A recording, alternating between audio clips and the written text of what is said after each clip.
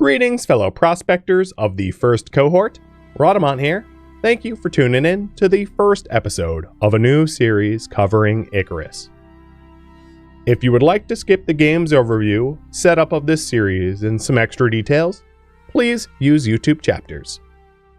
Icarus is an open-world survival game where you are a pioneering prospector on a world that failed to fully terraform. Exotic resources are strewn across the planet, and you're tasked with surviving down on the surface to send and sell resources back up into orbit. The planet harbors incredibly violent weather and is swarming with apex predators and massive monsters. The intent of this marathon is to cover all the fundamental game mechanics of Icarus base game, meaning no DLCs. So I'll be playing single player on normal difficulty in an open world of Olympus, and I'll explain the other game modes in just a moment. And I'm going to have arachnophobia mode turned on, so there won't be spiders. I am not playing with any DLCs.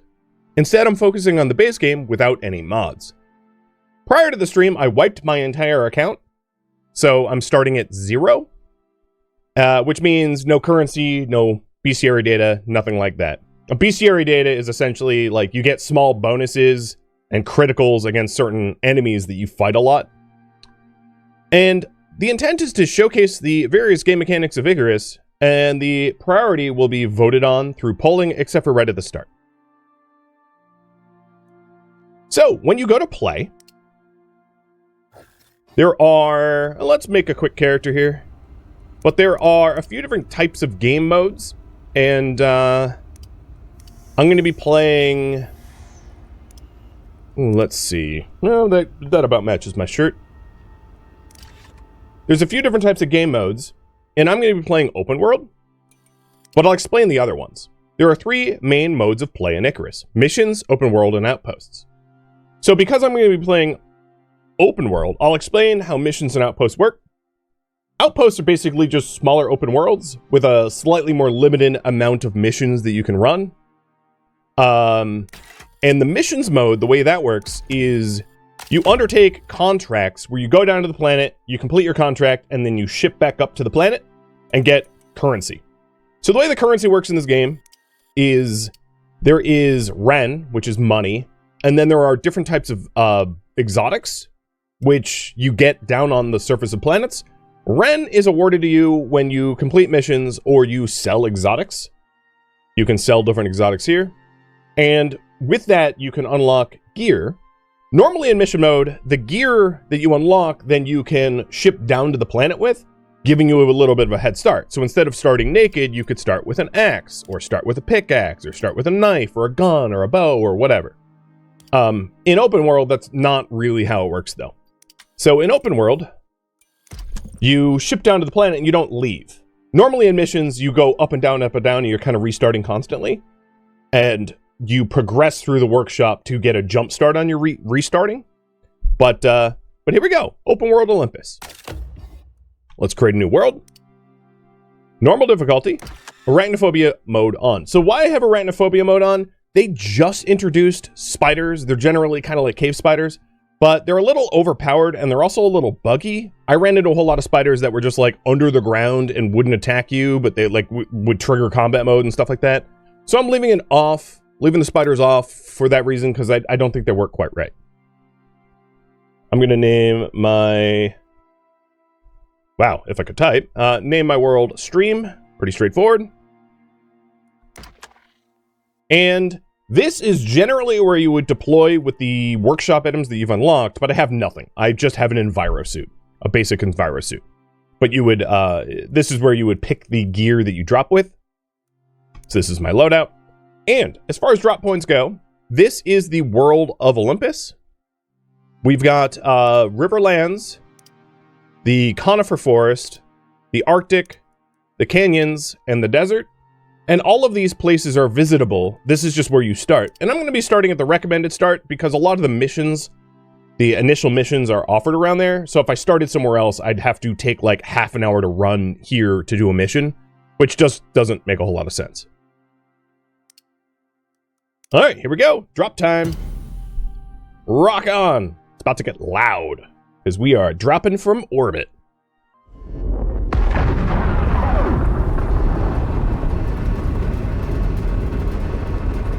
So here we are, heading down to the conifer forest.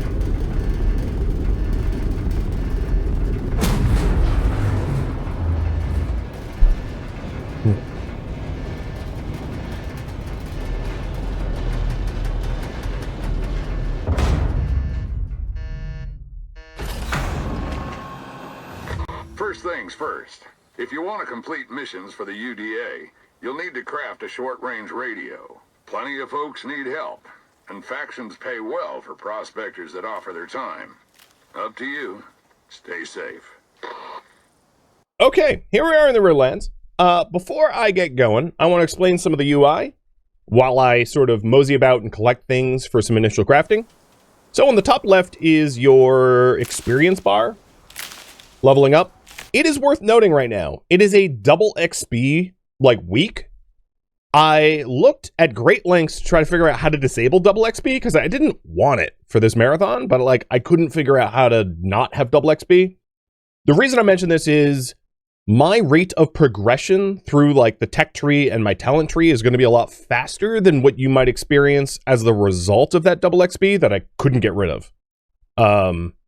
So if you are going to play this for yourself and you're not on double XP, you might not be able to match my pace 1-to-1 because I have a XP bonus right now. And there's random XP bonus weekends and weeks that Icarus and Rocketworks puts on from time to time. All right, in the top right is the ambient temperature outside, so it's 24 Celsius, and your 3-day forecast. So the 3-day forecast is a little strange in this game. Basically, every day has a certain chance for a storm, and the severity of that storm is depicted in the 3-day forecast. So if you look up there right now, see it's green. I can only have like a severity 2 storm. But a few days from now, the storm chance ramps up. It's not to say that I will get a storm. It's certainly no guarantee. It's a chance for a storm. And storms are localized in the biome that you're in. So if I am in the conifer forest and a storm kicks up and I jump into the desert may not have a storm. So that's a way to avoid storms. Below that is your time of day. So it's like 9 in the morning. I'm in the forest. And then we have the virgin number. And then down in the bottom left is my HP bar. Oh, great. Wolves already. Down in the bottom left is my HP bar.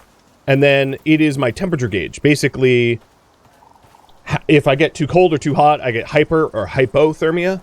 And I want to stay nice and somewhere in the middle. And then below that, or to the right of that, is my oxygen, because the planet here isn't really breathable oxygen, so you have to generate your own, because it's a failed terraformed planet. And then you've got food and water, and those are your sort of vitals. You've got the hotbar, and then this over here is the weapons.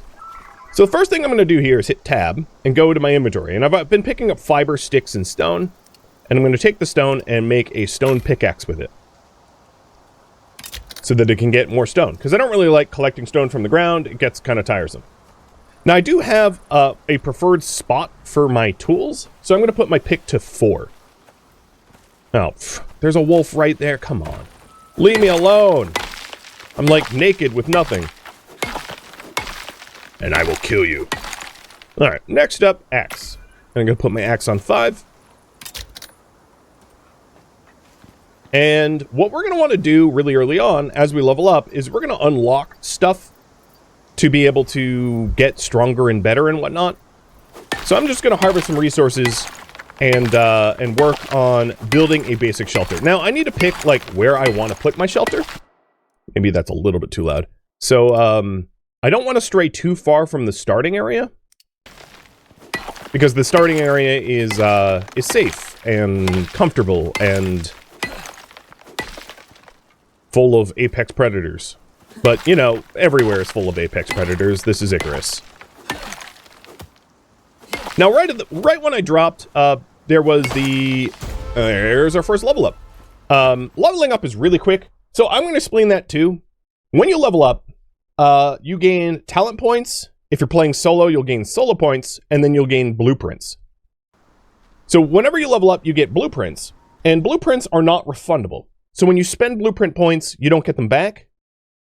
And so the way it works is you can level up to level 60 for talent points and solo points. And then as you level past 60, you just keep unlocking more blueprints. So if you continue playing for a long time, you end up with enough blueprint points to unlock all blueprints. But initially, you should only unlock the blueprints that you absolutely need, because you're not going to have as many blueprints as you want to unlock stuff. So that's really an important point. So what I mean by that is, like, if I unlock, let's say, the wooden bow, later on, I'll likely unlock a better bow than the wooden bow. But I don't get the point I spent in the wooden bow back.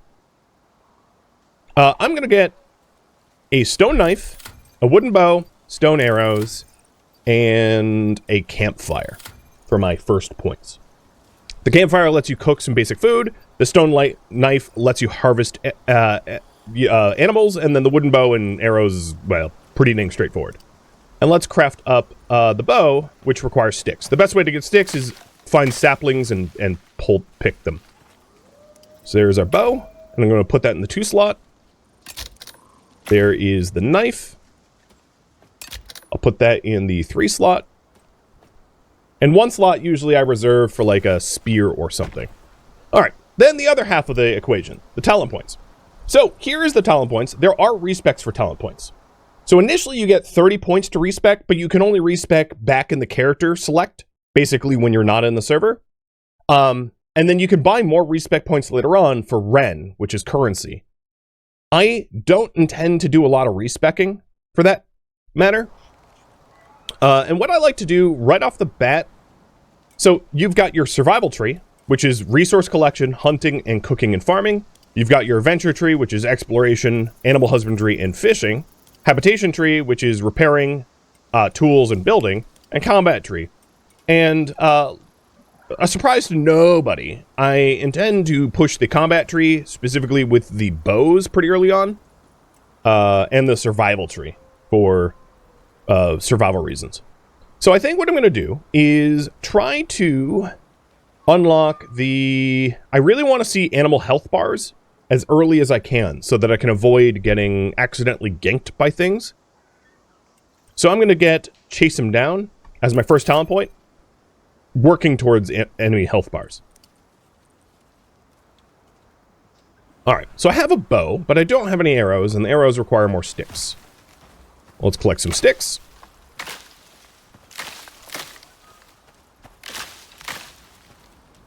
Make some arrows. And in terms of settings, I forgot to mention this. I have some gameplay settings on. So kill cam is off. Kill cam is like you zoom in and it like shows you your kill. And it works great when you're like stealth hunting. It works terribly in the middle of combat because it will like hijack your camera, but the game doesn't pause. So you'll be like getting attacked while you're like zooming in on your kill. It's like, no, stop that. I've also disabled fiber and stone respawn. So fibers on the ground and stones that I mine up don't come back. Not automatically, at least. And I've also disabled screen shake because events that shake your screen give so much nausea. Like, it's so jarring. It's horrible. I wish there was a way to, like, turn it low rather than off entirely, but I had to turn it off because it's like, it's going to make me vomit if I leave it on.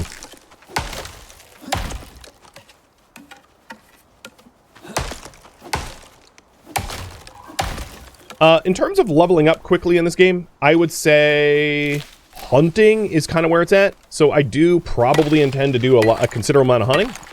But my character is also getting thirsty and deoxygenated or whatever, needs oxygen and hungry.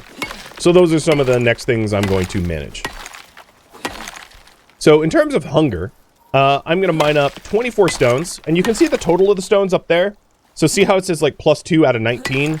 19 is how many I have in my inventory. So you don't have to check. So I'm mining stone until I hit 24. So I have 23 right now. There's 24, or 25 in this case. And making a campfire.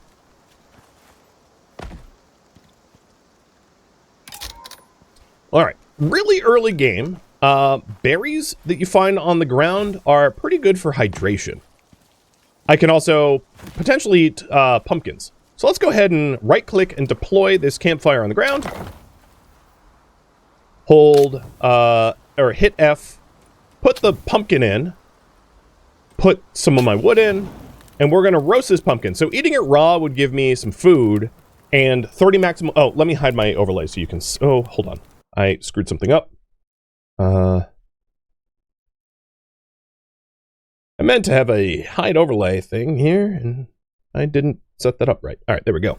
So, hiding my overlay. Eating the pumpkin raw would give me 30 max health. Eating it cooked gives me 75 max stamina and 5% exposure resist. Exposure resist is your resistance to storms, essentially. And I'm going to turn it off. And we'll go get berries. So this is what the berry bushes look like. And I can right-click and just consume the stack, which is consuming all the berries. And this will hydrate me, and it also fills up my food. So much like a lot of the survival games like this, your food has status effects, and you have room for 3 meals by default in your stomach. So you can unlock a 4th through various methods of talent points and the like, but by default it's 3. Hello, Wolfie. Down you go. Shot right in the head. So here we go, doing some hunting, and I just unlocked another level. So I have 2 talent points, a solo point, and blueprints. And this wolf has stringy meat, which is an elite meat, and regular raw meat. Different animals have a chance to drop different types of meat. So like wolves and Komodo dragons will drop like stringy meat, and, you know, buffalo will drop gamey meat, and, you know, birds will drop soft meat. And they're sort of like prime meat. That's what the game considers it. And prime meat is better than its unprime meat counterparts. So let's go ahead and cook up the stringy meat and the raw meat. Basically, generally speaking, this isn't true for everything. Generally speaking, meat will increase your health and vegetables and fruit will increase your stamina. But like, there are, of course, exceptions to that. So I'm going to go ahead and collect more berries to fulfill my hydration. Because drinking water out of a pond or a lake could give me dysentery. And if I can avoid dysentery, like, that would be great. You've survived today, bunny. This is oxide. It's basically like oxygen rocks, for lack of a better term. Really, it's just like oxygen rocks. I mean, if you're familiar with Stationeers that I've been playing a lot, this is the same company of Stationeers. So here we are, oxide again. And I'm basically just going to snort it in order to keep my breath. Yep, you heard me. I'm going to snort oxygen. That's how it is. So here's the string of meat, and it's increasing my stamina by 100, maximum health by 150, melee attack speed by 20%, and experience gain by 5%. You can see why I was like, ooh, meat. Because, yes, it's awesome. Which is a weird thing for a lifelong vegetarian to say. Alright. And that, of course, fulfills another slot in my food bar. If I go to the tech tree, the next things I want to tuck up to. So let's think about this. I would very much like to be able to make a shelter. So I'm going to get the wood building base set so I can start to build a shelter. I am also going to get cloth armor for some just very basic defense. I'm going to get the wood rag torch so that I have an illumination source when it gets dark.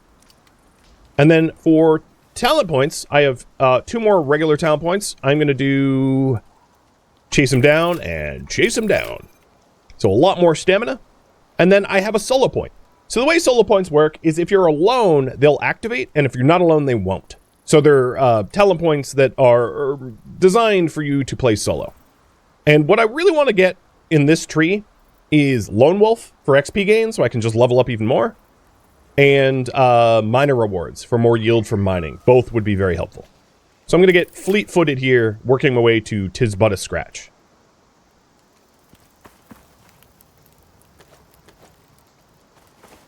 Alright, taking a look at the map here, I would like to live maybe somewhere around this river, because if I do end up teching up to electricity, rivers are a great source of hydroelectric power. And yes, I am planning that far in advance, so that's my plan. All right, in terms of oxygen, as you can see, my oxygen meter is about halfway down. If I right-click the oxide and consume stack, I'll consume enough oxygen to fill my bar back up. A day-night cycle is, I think, 20 minutes. All right, I'm going to pick up my campfire. Pick up the wood and the charcoal. Charcoal is actually a really important resource for filtering water or crafting iron, so hold on to that. And I've clicked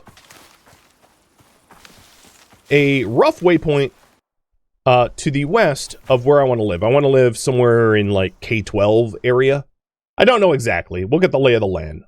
There are online maps because the maps are static.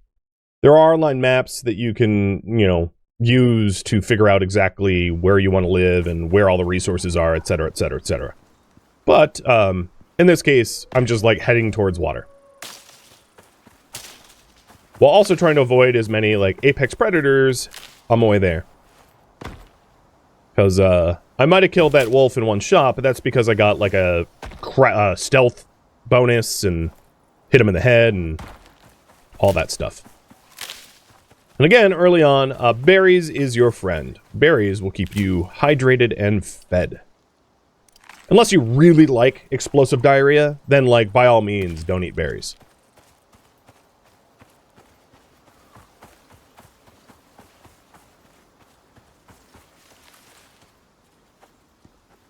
I'm just going to double check. Yeah, okay, I am on arachnophobia mode. Good.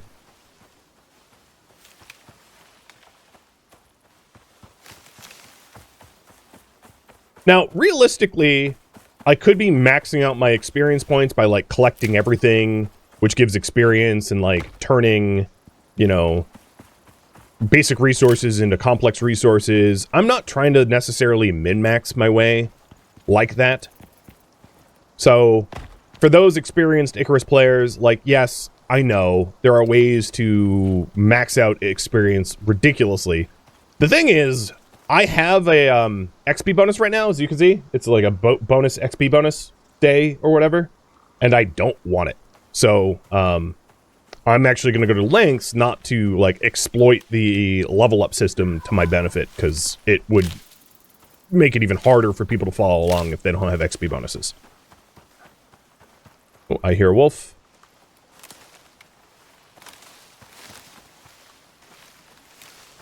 Ah, we have some coal. Oh, yeah, there's the wolf.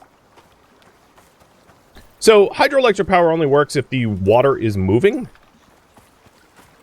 So we're going to want to be near a river here. And, maybe what I'll do is live on this island. It's not much of an island, but still. Surrounded on all sides by water. I like it. It'll suit my purposes. So let's get a small starter shack going here.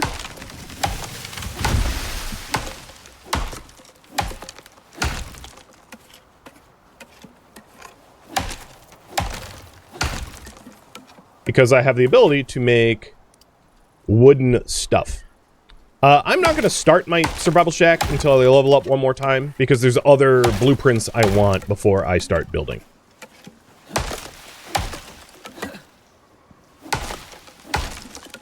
You assume maps are static? Yes, they're static. So you can find this exact island in your own world if you want.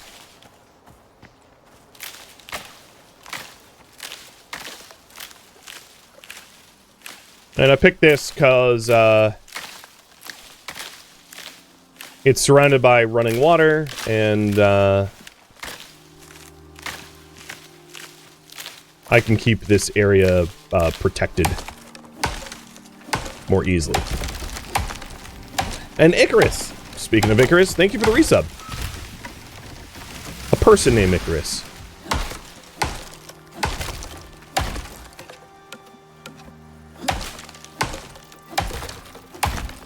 Nature's moat. Yeah, exactly. You guys get it.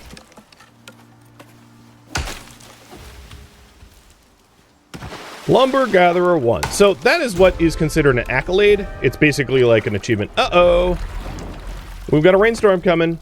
So, I am going to show you how to deal with a rainstorm, but I did just level up. So, what I'm going to do in the rainstorm is create a wood floor, 3 wood walls, and a wooden roof. Or actually 4 wood walls and a wooden roof. This, normally I would build like a tiny survival shelter in thatch or whatever, but here we go. So I put the floor down. Make sure the arrows point outwards. And then hold R, as in Romeo, and you can select like a door.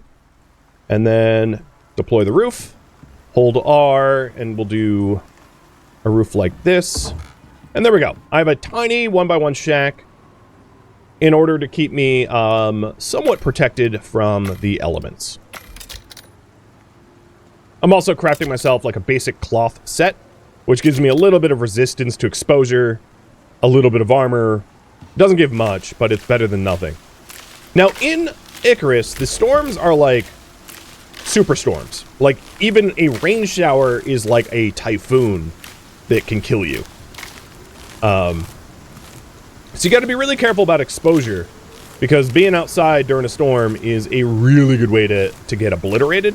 Now, I'm next to my little, like, basic shack, so I should be fine. It's also worth noting that, like, the storms are of different severities, and severe storms can knock down wood buildings, no problem. Plus, flash storms that have lightning and thunder will burn your wooden buildings down in, like, a heartbeat. Just keep that in mind. So I need legs and feet out of cloth. Let's do those now. And you can see the exposure resistance in the top center of the screen. And as soon as I dip into my little shelter here... Oh, it's like not going away. All right, let's get a door and some extra walls. Door. And now my exposure storm is going down.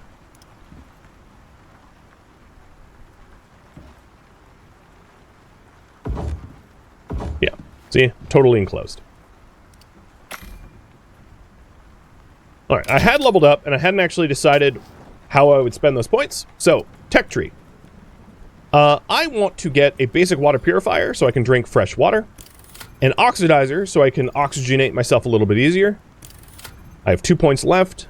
I want to get a shovel. And then I want to unlock dirt foundations. I'm going to make a shovel. Put that on, like, 0, because I'm not going to use it very often. Talent points. Let's get strong shoulders. And there's little indicators here. So, see these little... The single down chevron, the double down chevrons. This indicates, like, what level you are in hunting. So, for me to unlock health bars, I need to spend 1 more point in the hunting tree. And now I have access to these talent points because I have allocated enough points in the hunting tree. The storm's almost over, so... And this is not where I'm going to live. This was just, like, so I could show you how to get out from a storm. It's actually pretty cheap to make, like, a basic structure in the game. Especially if it's made of thatch. It, like, takes seconds to put it together. So, there are exceptions, of course. Like, if you are in the Arctic, you might not have access to a lot of wood or any fiber for thatch. And as your storm exposure goes up, you suffer consequences. And then when it fills all the way up, you are gonna have a bad time.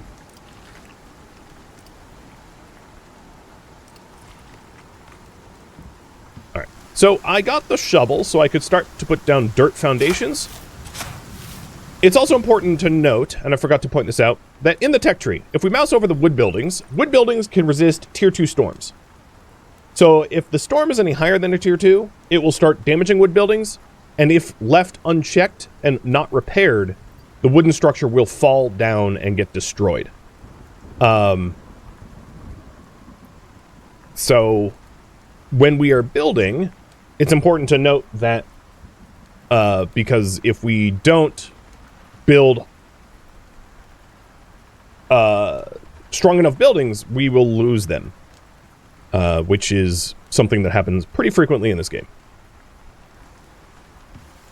Now, the reason to mention that is dirt foundations can resist all storms. They're basically stormproof. And it's a really good way to, like, level off the ground. Because this wood foundation looks like it's oddly floating above the ground. And, like, I don't really like the aesthetic. So, the dirt foundations will let me to remedy that. Here we go, dirt foundations. And I'm going to start laying out the dirt foundations on my mini little island. And this will be the start of the base. The atmosphere is toxic, yes. The atmosphere is not breathable, so I gotta breathe oxide to compensate. Which also means that if I go underwater, I can hold my breath the same length. Basically, I'm not breathing the atmosphere. There we go. Dirt foundations. Pretty straightforward. One of the things I'm going to need to do is actually to go get more oxide, because I am running low. And to that end, I should get an oxidizer put together. And for me to make an oxidizer, I need more leather, which means I need to kill something. So an oxidizer allows you to more efficiently use oxide for breathing. And then I should also probably work on the basic water purifier, which I need like one more fiber. Oh, there, done. A basic water purifier so that I can drink cleaner water. So I'll be able to drink from the pond. And I'm going to put water purifier here. So if I open up this water purifier, I can stick charcoal in it as a fuel source to purify my water, and then I can walk up and hit E to fulfill my water meter, and I drink water that is safe to drink. And in the top right of that water purifier tooltip, you can see the amount of water that's in it, so it's like 0.2 liters right now.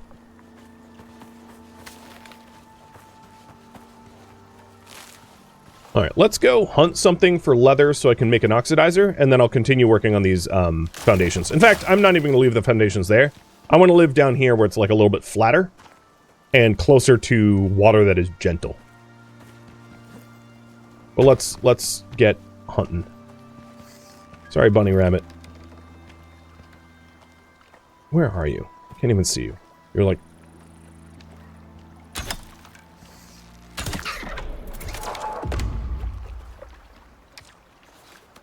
Bye-bye, bunny.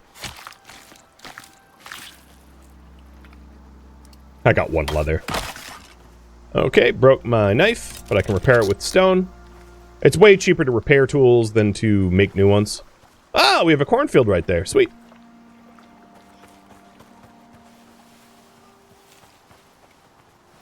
And we have some natural yeast if we want to make bread later on.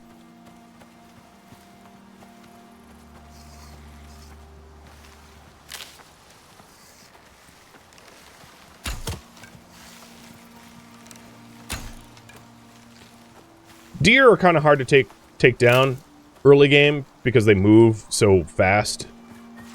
And they're hard to track, and they're pretty tanky, actually. That shooting at it was kind of pointless. And I know my oxygen is low, and I can just mine up oxides to fulfill it. But I wanted to build the proper device for it. Oh, here we go. Here's a wolf.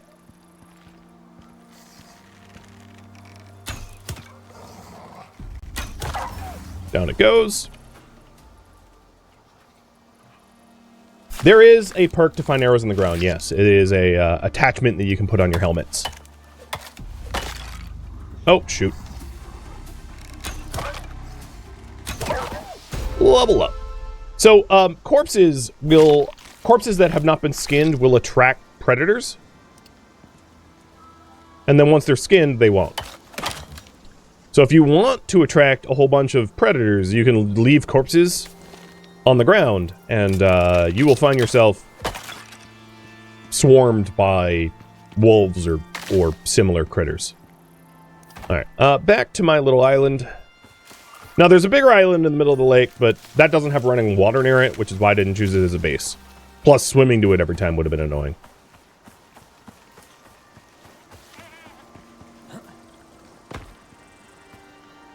Alright. I leveled up again. What I wanted to do here is craft the oxidizer, and for that I just need a little bit more plant fiber. You get to live today, bud. Actually, you know what? You're gonna eat my crops eventually. Down you go. Alright, so here's the oxidizer, and that's gonna let me breathe a little easier. Keeping in mind that, like, you can move everything for basically free. So for now, I'm going to put the water and the oxygen next to one another, just so that's more convenient. And I put oxite in the bottom sort of like leather netting, and then I can look at the balloon and hit F to consume it. And it's way more efficient than just like consuming oxite in your hand. And let's fill that thing up with oxite so that I don't have any suffocation issues. I also have to pick my talent points and solo point, which I'll do in a moment.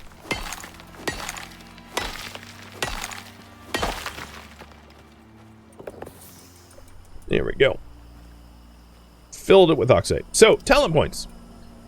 See enemy health bars. Great. So, I'll see yellow bars where the animals are now, which is really helpful to avoid, like, dangerous things. I don't necessarily know what those animals are, but just knowing that there is an animal there allows me to be more cautious, which is infinitely helpful.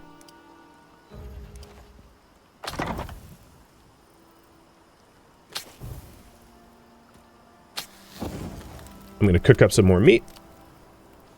And then let's pick the points. So the other talent point I'm going to have, let's see. Let's continue down. I would like to see nearby animals highlighted when aiming. So I'm going to continue down that tree for hunting. And then for solo, I'm going to get Tis But a Scratch, which raises my physical resistance. Take a little bit better. So now I've got water, oxygen, and food. So my immediate needs are met, and I can go back to building a shelter. So the current priority right now, I'm going to update. Build a shelter.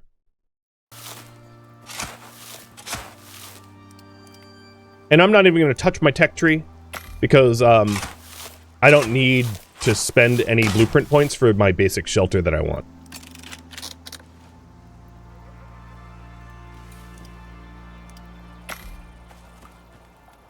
Eventually, I'm going to mine this rock out, but probably want to have slightly better tools, otherwise it's going to be really painstaking.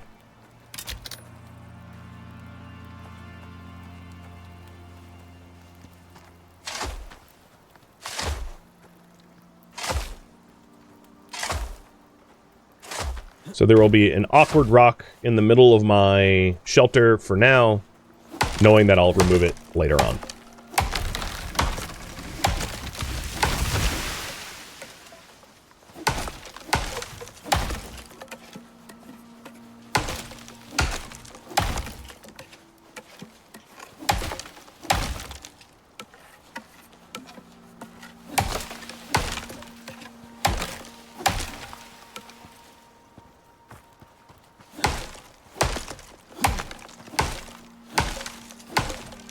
I'm letting my food buffs elapse because I'm going to change the food that I eat. So I have 35 seconds of berries and pumpkin, or berries and watermelon left, and I'm intentionally letting that go so I can switch the food types. So this oxidizer, if you see to the right of the icon, see how it says shelter? The oxidizer wants to be in a shelter, meaning that it can be storm damaged. Whereas the basic water purifier is fine being outside. So it's important to note that some buildings have to be outside, some buildings have to be inside, and then some buildings don't care. And the oxidizer here wants to be inside, so once I'm done building a basic shelter, I intend to move it indoors so that it doesn't get storm damaged. Because like one storm will basically break anything you leave outside that isn't supposed to be outside. So it's very quick.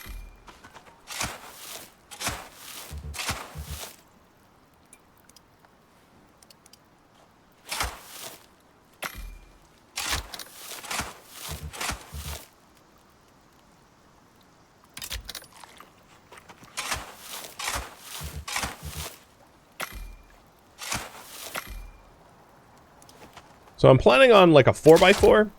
A 4x4 should be plenty of room for pretty much everything I want to add to a base. So that will be the footprint.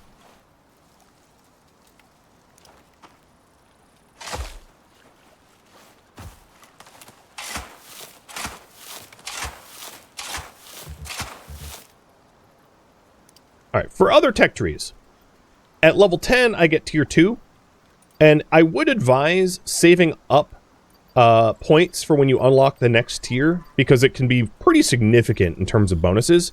I think a bedroll is an obvious grab, and then at level 5, I'm going to get bone arrows, which I'm going to want, and maybe a bone knife, which I'm going to want. So I'm just going to leave the rest of my points alone for now. In terms of like making it easier to survive and level up and all that, I would say your main weapon, your pick, and your knife should be upgraded as much as possible, like the nicest that you have access to. The pick, obviously, because exploiting ores in this game is like a huge part of the game mechanics. Mining is a big part of the game mechanics. You're sent down to this planet to mine something called exotics, and the quality of your pick determines the amount that you get from, you know, nodes.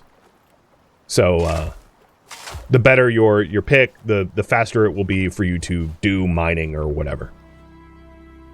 Thank you for tuning in to Icarus, which originally streamed live on Twitch as a marathon.